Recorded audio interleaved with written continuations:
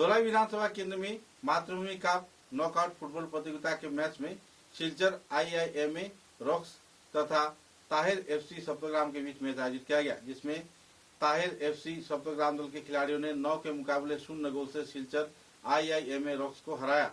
इस प्रतियोगिता को लेकर लोगों में काफी रोमांचक स्थिति चल रही है और इस प्रतियोगिता को लेकर उत्तर पूर्वांचल के फुटबॉल खिलाड़ियों में एक अहम जोशो खरोश का माहौल भी पिछले कुछ दिनों से देखना मिल रहा है।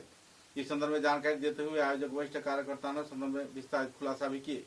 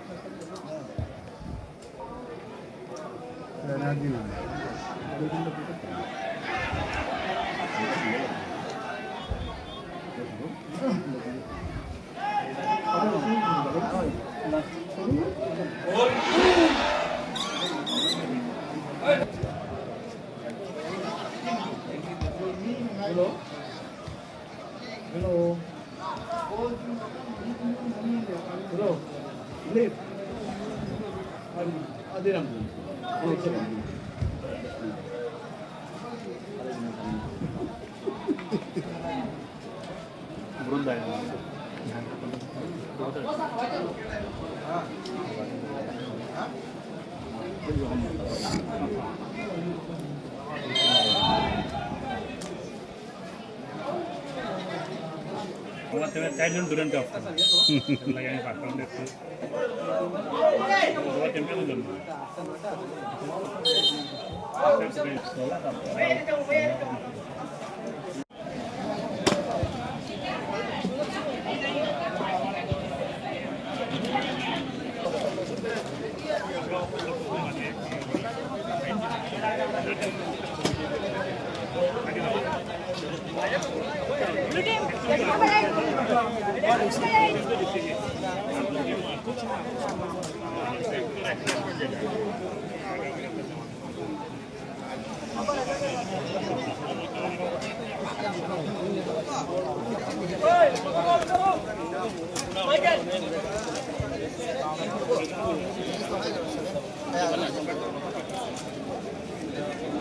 Sabihan gak kya ano?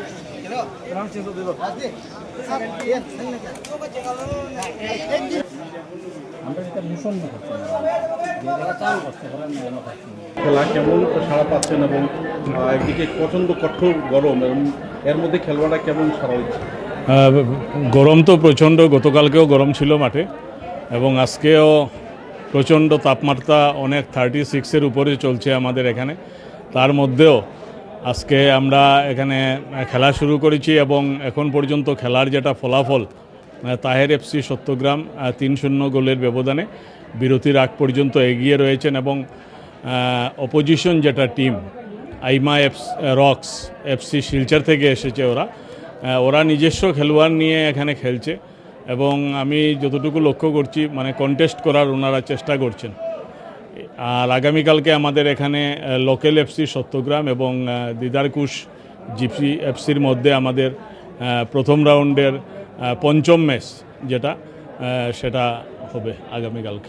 প্রথম দিনের খেলা তেমন উত্তেজনাপূর্ণ না হলো, দ্বিতীয় দিন বেশ উত্তেজনাপূর্ণ হচ্ছে সেই জায়গায় না। খেলা এখন আমাদের প্রথম দিনের যেটা খেলা ছিল এখানে জামালপুর FC ছিল এবং জামালপুর FC আগের থেকেই জামালপুর FC এই অঞ্চলের একটা নামকরা ফুটবল দল এবং সঙ্গে 5 ব্রাদার্স ওনারা কন্টেস্ট করেছে ওনাদের সঙ্গে, কিন্তু ডিফেন্স লাইন একদম উইক ছিল, যার দরুন 7-0 গোলে ওদেরকে পরাজিত হতে হয়েছে।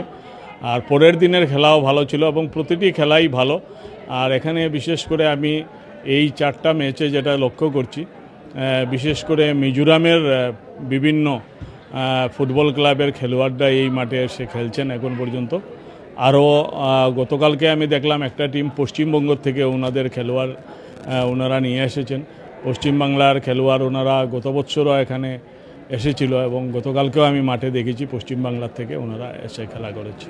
এখানটা ব্যতিক্রমী চিত্র আমরা দেখতে পেলাম যে লাইনম্যানের যে ডিউটিটা বা লাইন রেফারির যে ডিউটিটা এর জন্য মহিলারা রয়েছে, সেটা কিন্তু ব্যতিক্রমী নজরিয়া আমাদের। হয়, এই বছর প্রথম আমাদের মাঠে মহিলা আমাদের লাইন রেফার্স এসেছেন এবং কালকে উনিও একটা দিয়েছেন। তাছাড়া আরও 2টা গ্যালারি আপনারা লক্ষ্য করবেন পূর্ব প্রান্তে নির্মাণ হয়েছে এবং সাথে 2 সাইড এখানে ফেন্সিং হয়েছে, বাউন্ডারি ফেন্সিং।